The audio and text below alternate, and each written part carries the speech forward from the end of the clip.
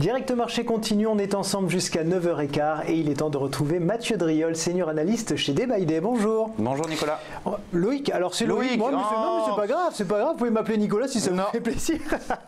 Alors on va jeter un œil au Market Movers ce matin avec BIC pour commencer. Oui, pour grosse progression, plus 7,05%. Alors si on prend un tout petit peu de recul pour affiner l'analyse, on voit une dynamique baissière depuis l'été 2016.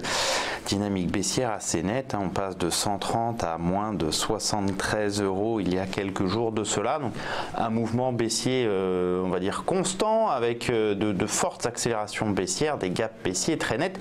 Et puis en fait, au final, depuis la mi-avril, la formation de quelque chose qui s'apparente à une base. On essaye de digérer la baisse et de construire quelque chose d'un tout petit peu solide pour tenter de retourner cette tendance baissière.